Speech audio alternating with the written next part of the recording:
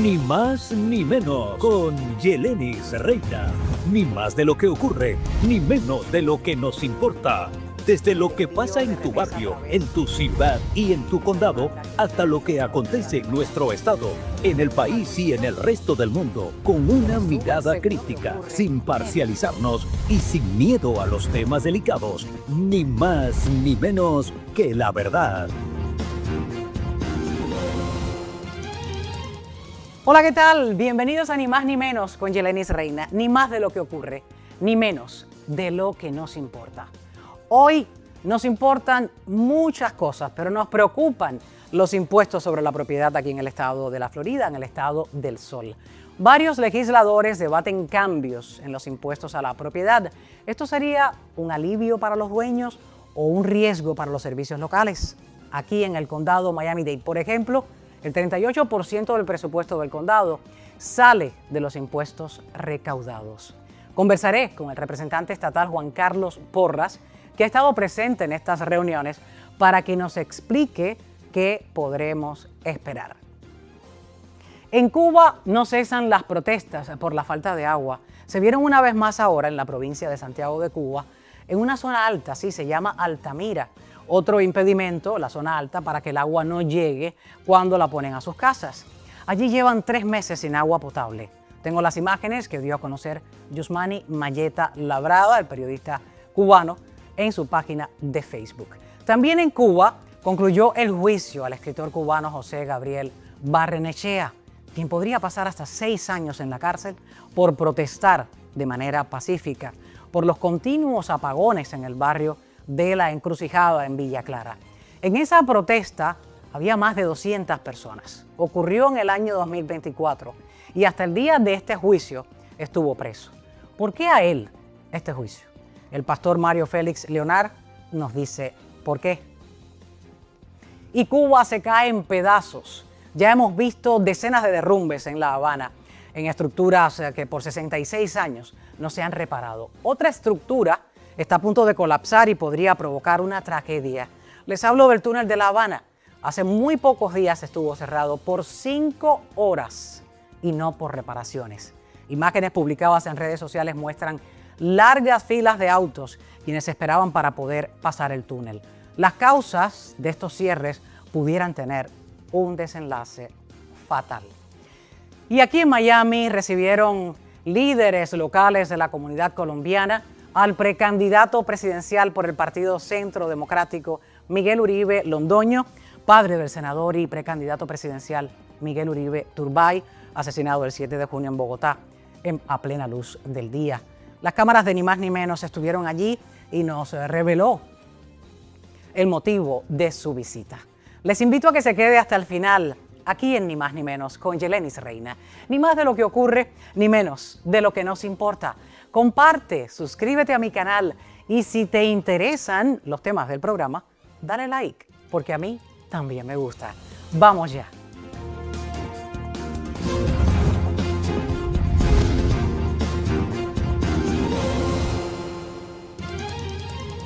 Comenzamos Ni Más Ni Menos conversando con el representante estatal Juan Carlos Porras por el Distrito 119. ¿Y por qué nos ocupa y nos preocupa el Distrito 119? ¿No? Nos preocupa y nos ocupa los impuestos de todo el estado de la Florida. Y él es uno de los representantes que se han reunido en un grupo de más de 30 legisladores para ver si se modifica o no esa tasa, qué cambios puedan venir para los impuestos de la propiedad aquí en el estado de la Florida. Bienvenido, representante, aquí a Ni Más Ni Menos con Yelenis Reina. ¿Qué tal? Gracias por la invitación, siempre un placer estar aquí. Me gustaría empezar por darle a conocer a todos, muchos no han quizás leído la noticia, de qué se trata este encuentro, donde están debatiendo varios representantes y legisladores, pues modificar la tasa del impuesto de la propiedad. Bueno, a través de los comentarios del gobernador Ron DeSantis en los últimos meses, obviamente diciendo que quiere que la legislatura quite todos los impuestos de las casas, el orador de la Cámara, Daniel Pérez, convocó un comité especial de legisladores en Tallahassee para discutir el tema de cómo vamos a poder quitar estos tipos de impuestos de los hogares. Obviamente es algo que impactaría cada ciudad de nuestro condado, cada municipio, cada condado. Y bueno, estos últimos 2 días tuvimos presentaciones de varios de esos grupos, personas que representan ciudades, de condados, hasta las mismas escuelas, que estos impuestos afectarían si nosotros tomamos una decisión para eliminarlos o para eliminar ciertos de ellos. Obviamente todas las opciones están en la mesa y todavía obviamente no hay legislación todavía oficialmente, pero mucho debate y mucha discusión que todavía falta. Eliminar los impuestos para quien los paga suena muy, muy bonito, es una muy buena noticia, pero cuando hablamos de los servicios que este dinero está sirviendo para ellos, se verían afectados. Voy a mencionar cifras porque son importantes. En el sur de la Florida, los impuestos sobre la propiedad conforman el 24% del presupuesto de operaciones en el condado Monroe. Aquí en el Miami-Dade, esos impuestos recolectados de las propiedades representan el 38% de las operaciones para el condado, el 38%, y el 19% en Broward. Si se eliminan, ¿qué podría pasar? ¿De dónde saldría el dinero para estos servicios? Bueno, cada municipio y condado tendría que apretarse el cinturón, igual que todos nosotros como ciudadanos tenemos que apretarnos los cinturones en nuestras casas.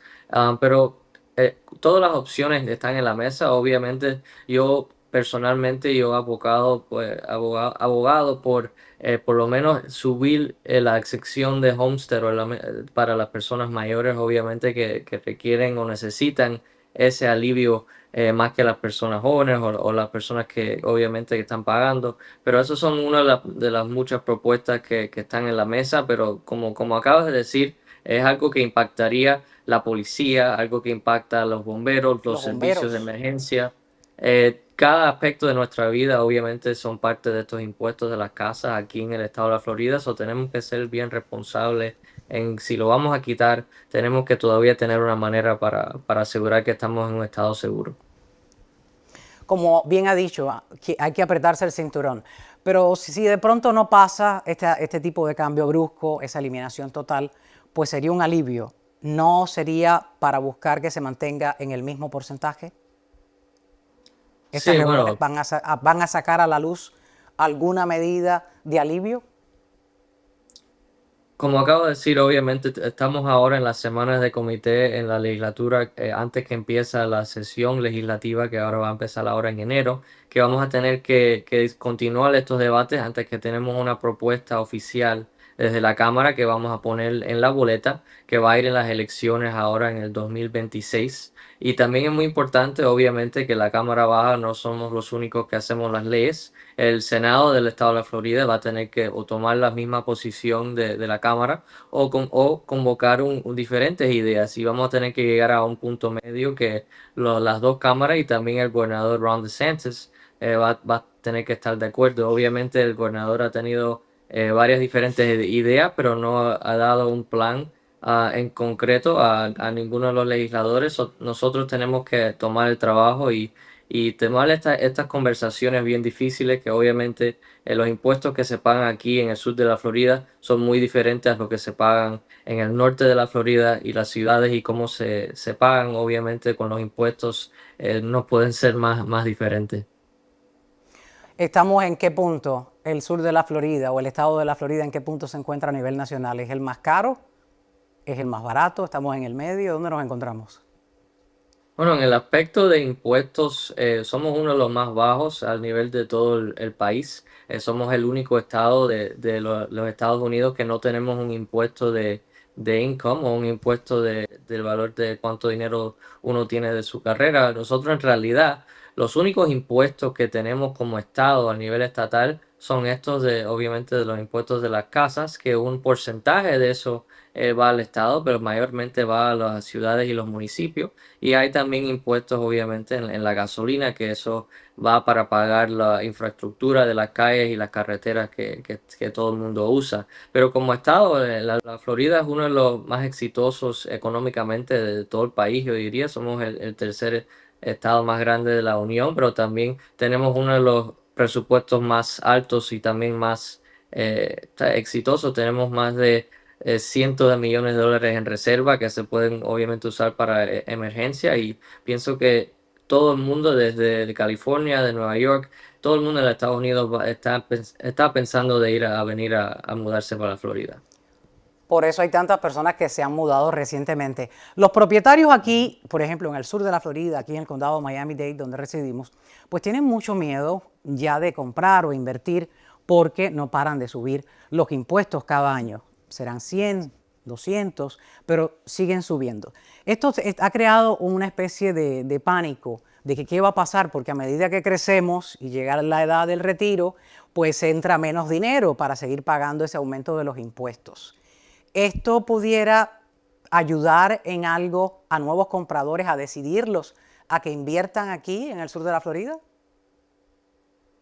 Es una muy buena pregunta. Obviamente estamos enfocando más en las personas, como dije, las personas mayores que han vivido en sus casas por 10, 20 años, que hoy en día no pueden pagar estos impuestos de sus casas, están perdiendo sus casas, están teniendo que mudarse con su familia si lo tienen o mudarse fuera del estado. Y esas mayormente son las personas que por lo menos yo me estoy enfocando en Tallahassee. Personas van a venir a invertir en el estado de todas maneras por ¿sabes? La economía que tenemos y lo exitoso que somos como Estado, pero lo que tenemos que ayudar más que nadie son nuestros propios ciudadanos y los que lo merecen más, obviamente, las personas deshabilitadas, los mayores. Y bueno, algunas personas jóvenes también, obviamente, que quieren comprar una casa por la primera vez, que son residentes del estado de la Florida, son personas que tenemos que obviamente tener en cuenta. Pero obviamente las personas mayores que ya no pueden trabajar, ya no tienen la habilidad para pagar estos impuestos, y yo pienso que ellos son los que deben tener más alivio. ¿Podría ocurrir que le suban el impuesto a las ventas de estas propiedades? Bueno, ¿A las el ventas? tema todos los años están incrementando esto, los valores de las casas en el estado de la Florida por la popularidad de las personas viniendo al estado, pero eso es una de las cosas que también estamos revisando como un comité y como legisladores, que por qué estas casas han subido de valor por casi el doble o más el valor de las casas en el sur de la Florida, cuando en muchas ocasiones esa casa no se ha cambiado o no tiene ninguna razón porque se ha incrementado tanto, y por ese incremento de valor de la casa, obviamente el número de impuestos que se tiene que pagar en esa casa también se doble o se incrementa por mucho más. Se aumenta. So, tenemos que llegar a un punto que obviamente tenemos que o pararlo o reducirlo a un límite. Una de las tantas preocupaciones que tienen los dueños de casa aquí en el sur de la Florida, y dicen, lo comentan y lo han dejado saber en las reuniones públicas, han dicho: ¿por qué me aumenta el impuesto de la propiedad cada año si yo no estoy vendiendo? Si mi impuesto cuando yo compré era tal porcentaje o X cantidad, ¿por qué yo tengo que seguir con el ritmo del aumento de estos impuestos, el porcentaje de estos impuestos, si yo no estoy vendiendo? Bueno, cóbrame o cóbrale el impuesto de venta a quien adquiera la propiedad, pero no al residente, al que invirtió, el que quiere vivir aquí, el que quiere invertir aquí. Sí, no tiene ningún sentido, obviamente, estas casas mayormente, como usted dijo, no se están renovando completamente, y las personas que lo compró a cierto número ya no están pagando los mismos impuestos que se pagaron hoy en día de cuando lo compraron. Obviamente son mucho más, pero también tenemos que ver, obviamente, estos municipios y estos condados que han subido el porcentaje de estos impuestos que se han recolectado. Obviamente tenemos una muy buena relación con nuestro tasador de casas aquí en Miami-Dade, pero él mismo tiene sus límites de cuánto él puede limitar que los precios de estas casas se incrementan por culpa del condado siguiendo a incrementar este porcentaje. Y obviamente los servicios que tenemos como comunidad no han subido, no han mejorado, yo diría que están iguales. Y ahora hasta el mismo condado ha dicho la alcaldesa que tenemos más de 300 millones de dólares de déficit, que ahora sé que se resolvió, pero todavía existe la pregunta: si seguimos pagando más de impuestos por ninguna razón, ¿por qué los servicios no se han incrementado? ¿Por qué las cosas siguen iguales? Pero también tenemos una crisis a nivel de la economía del condado. Esas son preguntas que hemos hecho como legisladores en Tallahassee, y estamos esperando esas respuestas para tomar esas decisiones sobre cómo recortar estos impuestos. En la mesa de debate en búsqueda de una solución, de tratar de reformar este porcentaje en los impuestos a la propiedad, está, por ejemplo, aumentar el porcentaje en las ventas de la Florida.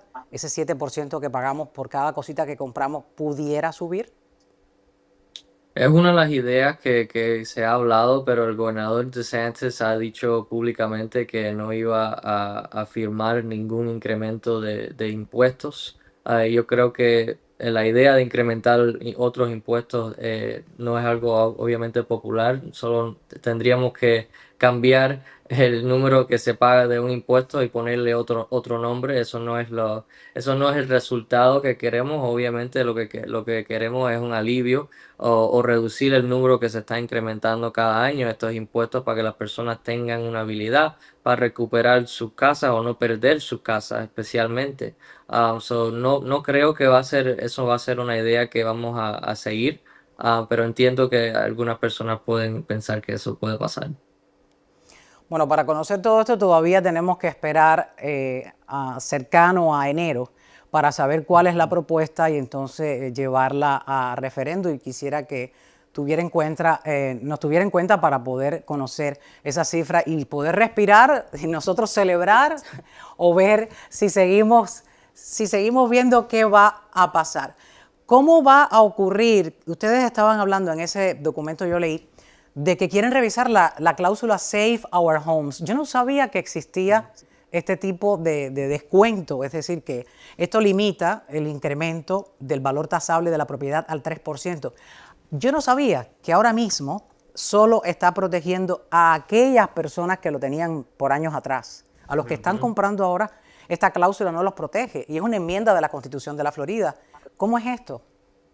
Así es, en la Constitución existe una cláusula que si usted compró una casa antes de ciertos años, no me recuerdo el número exactamente de la cabeza en el momento, el valor de su casa solo puede incrementar por un 3% cada año, pero eso obviamente es algo es tan antiguo, aunque la mayoría de las casas, especialmente aquí en Miami, en el sur de la Florida, no estamos protegidos sobre eso porque las personas compran y venden sus casas cada cierto tiempo. Eso es más obviamente para partes del norte de la Florida o el centro, que las personas han vivido en la misma casa por más de 30, 40 o más años, obviamente, pero tenemos que revisar eso porque obviamente no hay suficientes personas que están beneficiándose de ese programa.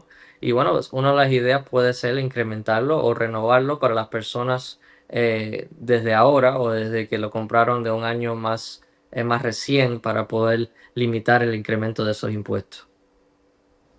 Bueno, quisiera apartarme un poco de este tema sobre el análisis y el debate que se tienen en Tallahassee para buscar una solución a estos impuestos de la Florida. Vamos a ver si tenemos que pagar un por ciento más en ese impuesto de compras por cada cosita que uno compra, o vamos a ver en práctica el Save Our Home Plan, o vamos a ver un aumento en el Homestead Exemption, o vamos a ver algo, pero algo va a pasar. No quieren revelar la fórmula, pero algo debe estar en la mesa y no le voy a hacer más la pregunta sobre ese tema.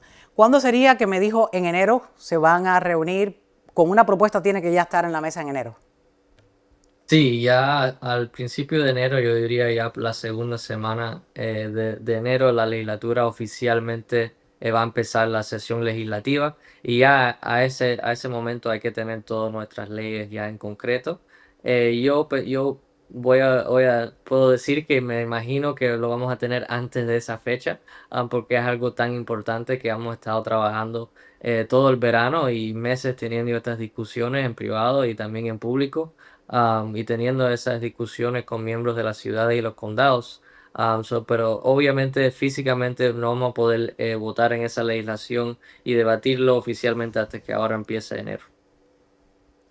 Muchísimas gracias, pero antes de despedirnos quiero conversar un poquito porque yo sé que este era muy cercano al líder conservador Charlie Kirk y quisiera que me hablara de ese proyecto de ley que está presentando para nombrar una calle del suroeste de Miami en su memoria. Hábleme de este proyecto.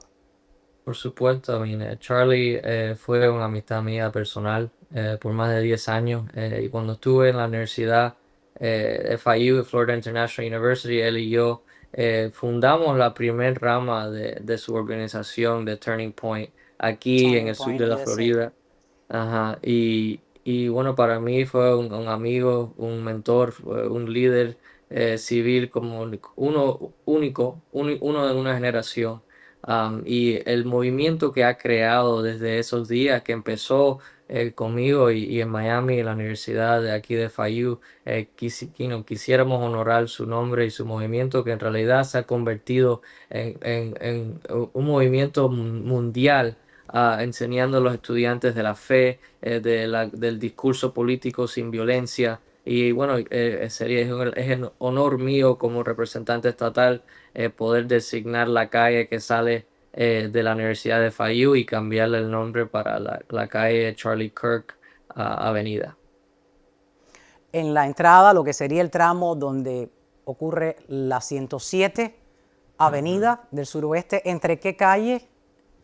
Sería entre la calle 8 hasta Coral Way, hasta la 24 calle. Y Hasta la 24. hay una entrada de la universidad ahí mismo en la 107, en la 107 avenida. Entre la calle 8 y la calle y el Coral Way en la 107 avenida. ¿Qué efecto cree que pueda estarle generando a los jóvenes universitarios la muerte, el asesinato de Charlie Kirk en la Universidad de Utah? Justo cuando conversaba al aire libre en esa universidad con estudiantes para debatir y conversar aquellas dudas que tuviesen ellos y podría pues responderles. ¿Cuál es el efecto que podría tener? ¿Qué piensan los jóvenes? Sí, fue un hombre de tanta facilidad de palabra que no se lo podía vencer con debates, se tuvo que vencer afortunadamente con una bala y con violencia. Y irónicamente fue algo que él siempre discutía en contra. Esto yo creo que va a hacer un efecto eh, de mi generación y la generación más joven que yo, que va a incrementar los muchachos y los estudiantes que ahora están yendo a las iglesias, que ahora se están registrando para votar y estando más involucrados en sus comunidades y en la política, más que nada. Y lo que he visto aquí en el sur de la Florida con todos los estudiantes que han venido a apoyar las actividades que hemos hecho en celebración de su vida. Para mí ha sido un honor y me ha despertado, abierto los ojos al nivel de impacto que él tuvo con tantas personas jóvenes, más jóvenes que yo lo conocí por tanto tiempo. Y creo que vamos a ver un gran cambio en el movimiento político y en los partidos y cómo votan los jóvenes en las próximas elecciones ahora en el 26. Bueno, en la campaña de Donald Trump, más del 30% votaron gracias a ese trabajo que él ha hecho y que hizo con Turning Point, pues más del 30% de los jóvenes salieron a votar por Donald Trump. Es un hombre que movía a masas jóvenes y es por eso que en la juventud tiene que haber sentido pues un fuerte impacto. Ahora, ¿qué debe hacer la clase política para evitar que se repitan tragedias como estas, que tu por tu opinión, por tu manera de pensar, te quieran cercenar tu palabra?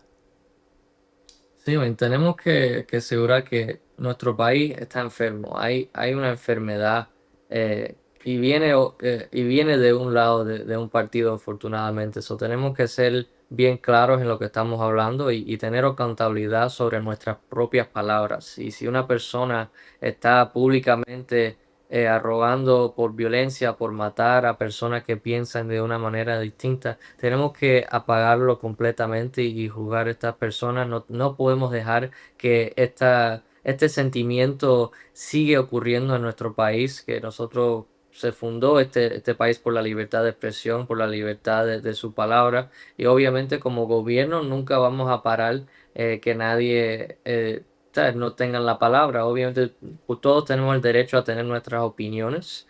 Pero obviamente hay que tener esa contabilidad que obviamente tú representas a o un partido o una comunidad si eres un político y no todos obviamente tienen esos pensamientos.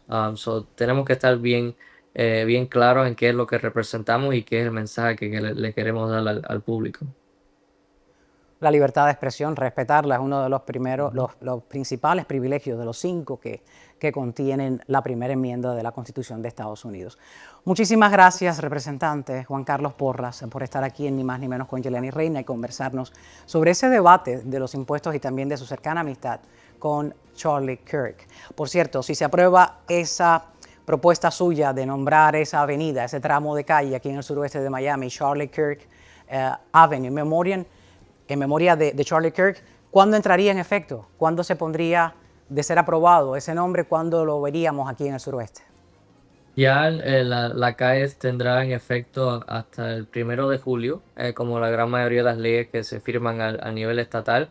Y me imaginaría que dentro poco tiempo después de eso ya tendremos un marker o algo para designar para que las personas puedan ver el nuevo nombre o la nueva designación. Muchísimas gracias nuevamente. Gracias por su tiempo. El placer es mío, gracias. Hasta la próxima. A ustedes, sigan aquí en Ni Más Ni Menos, pues estoy de regreso con un tema que nos preocupa. Siguen en Cuba registrándose protestas pacíficas, vuelvo y lo digo, pacíficas por la falta de agua. Voy a hablar sobre otras manifestaciones que ocurrieron por los constantes apagones, pues han tenido ya un desenlace en un juicio. ¿De quién hablo? Les voy a comentar esto y mucho más sobre Cuba en solo minutos. No se vayan, les espero.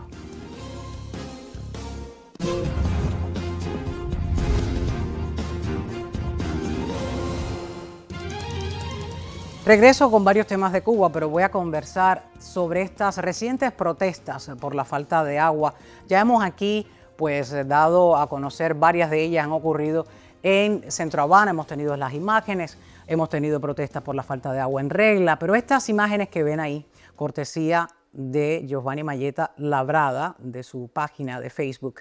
Estas protestas fueron por la falta de agua, se vieron una vez más, ahora en la provincia de Santiago de Cuba, donde en Altamira. Esto es una zona alta, esto es otro impedimento ya geográfico, nada que ver con la falta de agua, para que el agua no llegue, no suba, cuando la ponen, cuando es que la ponen, si es que la ponen, han dicho sus residentes allí. Allí llevan, y yo sigo diciendo y haciendo énfasis en los días porque es importante, allí llevan 3 meses sin agua potable. Estas imágenes que, repito, las dio a conocer Giovanni Mayeta Labrada, ahí están la copia de agua en las imágenes, pues están mostrando cómo las personas tienen que llevar cubos a donde llega la pipa. Ahí han hablado de que las pipas de agua llegan hasta una cuadra y entonces en esa cuadra se acaba. Ellos están dando ideas que por qué no vienen 5 pipas. Al parecer alguien ahí, quien se acerca, parece que tiene un cargo allí en la cuadra, en el CDR. A esa persona que es una mujer le preguntan ¿por qué no traen 5 pipas? Y las distribuyen por cada cuadra. Y entonces esta persona no tiene respuesta alguna, pues les da una justificación que no los convence en lo absoluto. Uno de ellos ahí en el audio le llamó el bombón asesino. No sé por qué lo haría. Vamos a ver ese video completo con sonido para que puedan entender qué fue lo que pasó allí, aunque no se pueda entender por qué no le pueden llevar el agua, esa que falta, porque no hay corriente para que esos motores pues puedan propulsar el agua hacia zonas como estas altas. O por qué no le llega a las personas que están en zonas bajas, como es el caso de Centro Habana, y no hay lomas. Eso no es oriente. En Santiago de Cuba hay lomas, cada 2 cuadras te vas a encontrar una loma. Pero en La Habana no, y también falta el agua. Vamos a ver el video completo. No, claro. Es que se quiere el agua. Oye, a grabar. Y para la red. ¿Te pinga? No. Ah, sí. Sí, mira. Aquí hay uno. El bombón asesino. Nada de lío. Nada más, ¿no?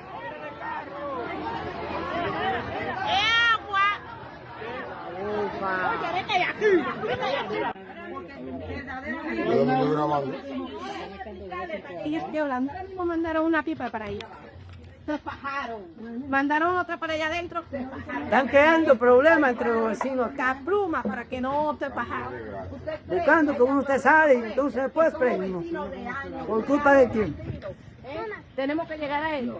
Si van a mandar pizza, oye, que mi sería si van a mandar pizza, con de 5, una para cada barrio, para que la gente venga de un barrio a otro. Nada. Es la sanción.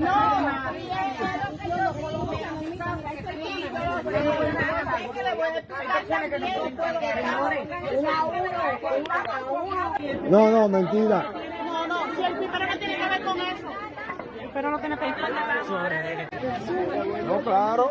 Bueno, ahí vieron el video de lo que ocurrió en Altamira, en Santiago de Cuba, por la falta de agua. Yo quisiera saber si alguna de estas personas, por protestar, van a pasar entre 5 y 6 años en la cárcel. Y usted dirá, Yeleni Reina, ¿de dónde te sacaste ese tipo de sentencia? Ah, bueno, pues eso le podría pasar a un escritor cubano quien protestó pacíficamente por los constantes apagones en Villa Clara, y desde el año pasado que ocurrió, lo detuvieron, y hasta el 24 de septiembre, que fue el juicio, finalmente le celebraron un juicio, ahí lo tienen en pantalla, es el cubano José Gabriel Barrenechea, escritor cubano, y le hicieron un juicio el 24 de septiembre, y desde que ocurrió la protesta pacífica en el año 2024 hasta la fecha del juicio, estuvo preso. Él no estaba solo en esa manifestación, y se los voy a decir. Concluyó ese juicio contra él en medio de una detención de opositores. Organizaciones y voces independientes estaban pidiendo libertad para el escritor y los manifestantes de La Encrucijada, mientras estaban esperando en ese tribunal. El 24 de septiembre, como les dije, finalizó en el Tribunal Provincial de Santa Clara el juicio contra el escritor José Gabriel Barrenechea Chávez y varios ciudadanos cubanos. Varios de un grupo de 200 personas. Es la madre de él, y voy a hacer la historia, porque cuando presentaba noticias, pues tuve que tragarme un nudo para poder escuchar el pedido de una madre que no, el régimen no lo escuchó. Voy a hablar sobre eso. Es muy triste lo que está pasando este joven escritor cubano. Más adelante hay una persona que tiene la explicación por qué a él y no a los 200 y a las 200 personas. Yo quiero que se sepa por qué ese ensañamiento al escritor cubano José Gabriel Barrenechea Chávez. Desde el 7 de noviembre del 24 lo tienen arrestado. La madre, en un momento del preso, la madre estaba agonizando sola, enferma de cáncer, dentro de su casa, sola. Le hizo un video, se lo pidió a las autoridades en persona. Y estas personas, colegas, opositores y escritores cubanos, han denunciado que estos represores militares le dijeron en su cara que no a esta señora. Y se burlaron de ella. Y luego se burlan y hacen todas estas atrocidades, pero luego se les olvida y quieren escapar y venir aquí a Estados Unidos, como ocurrió con un capitán recientemente también de Villa Clara, un carcelero que pensó, no, esto se puso muy malo, la opción es Miami, yo me voy para Miami. Que se sepa bien que todas esas personas que han cometido este tipo de atropello, que han celebrado este tipo de juicio sin sentido a este hombre, por pararse en la calle junto a 200 personas más para protestar pacíficamente, porque no había corriente constantemente, me imagino, los alimentos se te echan a perder y todos lo sabemos, porque todos los que vivimos en desarrollo sabemos del gran beneficio que tenemos una vez la corriente eléctrica pues está encendida. Vamos a ver declaraciones desde de opositores y es en específico de un pastor, Mario Félix Leonard, quien ha hecho declaraciones y ha señalado directamente de quién es la culpa por la que José Gabriel está detenido y podría enfrentar hasta 6 años de cárcel. Vamos a verlo. José Gabriel Barrenechea se encuentra preso arbitrariamente desde el viernes 8 de noviembre del 2024. La noche antes, la noche del jueves 7 de noviembre, todo su pueblo salió a las calles a pedir electricidad porque llevaban días enteros en apagón. Fue un encrucijadense más entre la multitud. Sin embargo, al día siguiente se lo llevaron porque desde hacía tiempo querían tener una oportunidad para apresarlo, porque José Gabriel Barrenechea nunca se ha ocultado para decir la verdad y lo que él considera que él quiere para Cuba, que es una Cuba libre con todos y para el bien de todos. Lo acusan de desorden público, cuando José Gabriel Barrenechea, si hay alguien cívico, no solo en Encrucijada, en Cuba, es José Gabriel Barrenechea. Alguien que quiere que vivamos en un país de ley y de orden. O sea que si alguien no quiere desorden en Cuba, es José Gabriel Barrenechea. Voy a leer un texto que envió José Gabriel Barrenechea desde la cárcel cuando no le habían celebrado juicio todavía.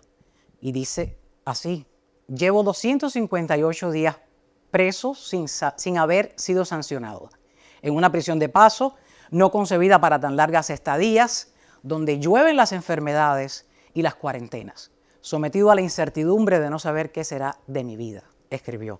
La respuesta oficial siempre que le da el régimen, agrega, es que no hay fiscales ni jueces, que los expedientes se acumulan por miles. Y yo comento, claro está, si la cantidad de personas que están ahora mismo disintiendo dentro de la isla, que no comparten la misma opinión del régimen, que protestan diariamente por falta de agua, por falta de luz, que protestan porque sus niños cómo van a ir a la escuela al día siguiente a estudiar supuestamente, cuando no han dormido nada por el calor, los mosquitos. Hay que meter preso a todas esas personas. Entonces son casi 8 millones de personas, de habitantes que van a tener que detener, arrestar y procesar juicios para 8 millones de personas. Y me imagino que no hay fiscales porque hay un montón de ellos también que se fueron, abandonaron el país. O quizás renunciaron y dijeron no trabajo más porque algún familiar lo mantiene desde aquí, desde el extranjero. Pasa de todo. Pero ya saben muy bien y ya se enteraron por qué José Gabriel Barrenechea se encuentra en la cárcel. Porque Miguel Díaz-Canel no le gusta que él esté libre. Voy a hablar ahora de otro tema que está en Cuba, está dando de qué hablar y está creando todo un pánico. Puede tener un desenlace trágico. El túnel de La Habana ahora está teniendo nuevas fallas. Ahí ven esas imágenes publicadas en redes sociales, largas colas de camiones y autos. No pudieron entrar al túnel de La Habana que conecta desde Centro Habana hasta La Habana del Este, a estos edificios. Yo le quisiera decir, ¿usted cree que estuvieron allí que media hora? No, estuvieron 5 horas. En algún momento fue porque descubrieron que había una filtración y había una grieta y estaban tratando de repararla. Voy a mencionar, este túnel tiene su historia. Este túnel está por debajo del mar. Tiene 700, un poquito más de 700 metros de largo. Ahí ven las personas caminando. ¿Por qué? Porque en ese momento, estas imágenes ya son de otro momento del cierre del túnel. En este momento un autobús se rompió allí dentro. Y entonces las personas tenían que caminar, salir a pie y llegar al otro extremo del túnel. ¿Se imaginan que una de esas grietas pues rompa del todo? El mar ahí va a inundar ese espacio y es una total tragedia que pueden evitar. Pero es que ese túnel, les voy a decir, se construyó o se inauguró en el 58. Estaba Batista. Y desde entonces no ha tenido una reparación más que la que le hicieron la misma compañía que lo construyó, una compañía francesa, le realizó en el año 23 y 24. Tuvieron que ir 2 veces. Pero dicen que todavía esto no repara el daño que tiene ese túnel con 66 años sin mantenimiento. El tráfico, como le dije, estuvo detenido 5 horas. Cuentan los testigos en redes sociales que mientras ese autobús estaba detenido, pues vieron las filtraciones, vieron el agua caer desde lo que se le puede llamar el techo de ese túnel. Además del riesgo de esas filtraciones, ahí hay corriente, ahí hay un peligro adicional. Se pueden electrocutar si a eso le cayera agua adentro. Les voy a hacer un poquito de historia. Este túnel, cuando se construyó, se calificó como una majestuosa e impresionante obra de la empresa francesa Société des Grands Travaux de Marseille. Trato de pronunciar un poco el francés, no se me da muy bien. esta es la parte menos seria del asunto. Pero inaugurado en ese año, como les decía, con la presencia de Batista y todas las personas de aquel entonces, no ha recibido una reparación grande, no han pensado en ver cómo van a hacer reparaciones no tan pequeñas como han hecho cierres que han sido intermitentes para poder tapar una curita, parches y demás. Además es limpiar los hidrantes del túnel, no es solamente resanar alguna pared que se agriete, eso tiene parrillas para poder también drenar todo el agua pluvial de las lluvias y ese es otro sistema que también está roto dentro de Cuba. De regreso voy a tener las imágenes de la visita del precandidato presidencial por el Partido Centro Democrático, Miguel Uribe Londoño, padre del senador y precandidato presidencial Miguel Uribe Turbay, asesinado recientemente en Colombia. No se vaya.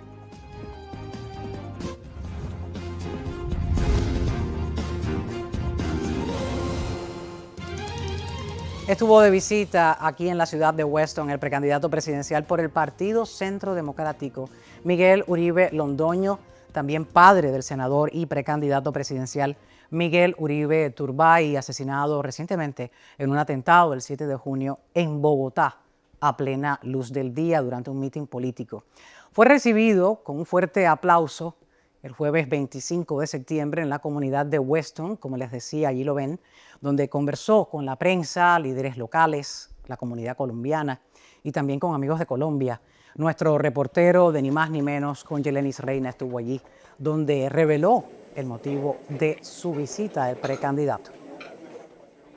Vine a Estados Unidos en esta semana a Nueva York y a Miami. En Nueva York estuve en la reunión del Grupo Concordia, en una entrevista muy interesante con Matthew Swift. Y vine a desmentir a Petro, a contar la verdad de lo que está pasando en Colombia, porque no podemos seguir viviendo en este mundo de mentiras, donde simplemente este señor dice desertificaron a Colombia. No, a Colombia no lo han desertificado, lo desertificaron a él, porque el que no quiere hacer la guerra contra las drogas es él. Entonces los colombianos somos gente de bien y eso es lo que el mundo tiene que saber. Eso estoy haciendo en Estados Unidos y en Miami especialmente, porque estoy en mi tierra, porque yo estudié aquí en la Universidad de Miami, porque conozco muy bien la ciudad, porque me encanta venir aquí y porque aquí hay muchos colombianos que deben saber lo que estamos haciendo y deben saber que en Colombia va a volver la seguridad como Miguel, mi hijo, quería. Y además queremos que vuelvan los colombianos a Colombia a vivir en un país en paz, con tranquilidad, con prosperidad, como debe ser. Tenemos que salir de esta violencia y de esta inmundicia en que nos tiene el gobierno actual. El aspirante del Centro Democrático habló además sobre la fuerza que muestra con esta decisión de aspirar a la presidencia tras la muerte trágica de su hijo Miguel Uribe Turbay, nieto del expresidente Julio César Turbay Ayala, quien vivió muy de cerca lo peor de la violencia de esos años. Su madre, por ejemplo, periodista Diana Turbay, fue secuestrada por narcotraficantes del cártel de Medellín bajo el mando de Pablo Escobar y asesinada en 1991 durante una operación de rescate. Allí habló de eso. Yo lo he perdido todo. Y como lo he perdido todo y he tenido las tragedias que he tenido, la primera, la de la mamá de Miguel, mi señora, hace 34 años, secuestrada por Pablo Escobar, asesinada por Pablo Escobar.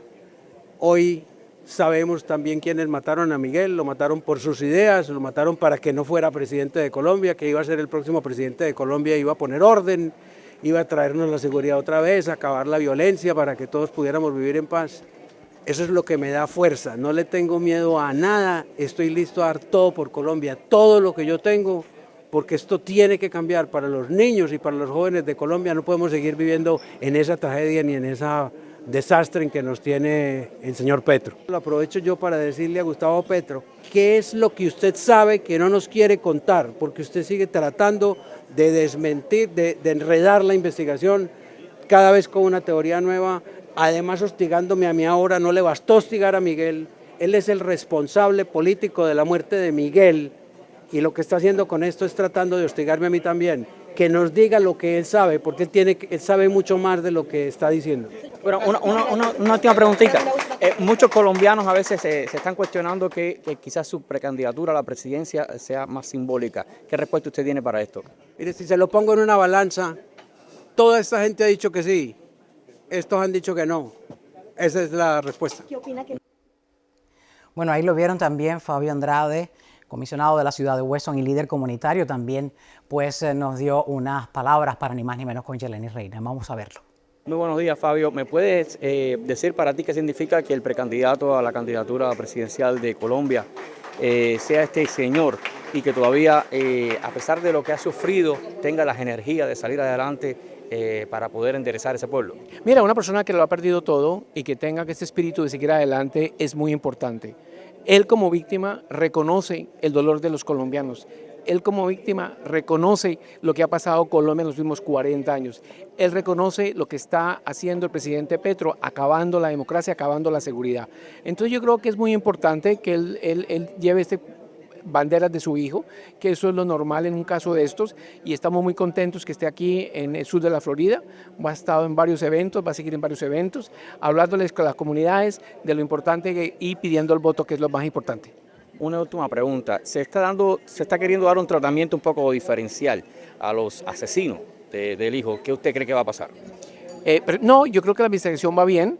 La investigación va bien y agradecemos al gobierno americano que ha estado acompañando y pedimos al gobierno americano que siga acompañando la investigación para que lleguemos a los responsables intelectuales que lograron esta información. Interesante como Petro sigue manipulando la noticia para quitar la atención de lo importante de sacar quiénes fueron los autores intelectuales de matarle a su hijo. Este encuentro organizado por el grupo de líderes del Centro Democrático en el exterior tuvo lugar en el restaurante La Pequeña Colombia, que está ubicado en la ciudad de Weston. A ustedes no se vayan, ya regreso con sus saludos aquí en Ni Más Ni Menos con Yelenis Reina. Gracias.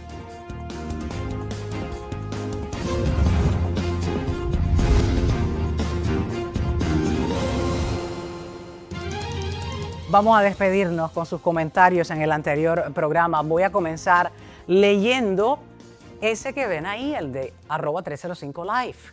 Escribió: cuánta historia para nuestras futuras generaciones. Por fin un programa que pone cosas de la comunidad y además nos envía felicitaciones. Exploida escribió: qué linda, emocionante información. Gracias, gracias Exploida, gracias a 305 Live. Maravilla 4663 pues nos mandó 3 corazoncitos porque yo le he dicho que a mí también me gusta. Gracias, ya te puse tu corazoncito. Ahí me están ayudando pues Juanpi y Nakamura con ello. Vamos a leer uno de los 7 comentarios que escribió Dania Durant 5742. Dania, gracias por ver el programa, por escribirnos, comentarnos. Yo sé que los haces, siempre te veo. Escribió en el primero: me recuerda a Willy Chirino. Gracias a todos por escribirnos en cada video de nuestros programas de Ni Más Ni Menos con Yelenis Reina. Ni más de lo que ocurre, ni menos de lo que nos importa, y por eso leemos sus comentarios para que sepa que también nos importan sus comentarios aquí en el programa. Muchísimas gracias. Nos vemos pronto en un próximo encuentro. Hasta la próxima.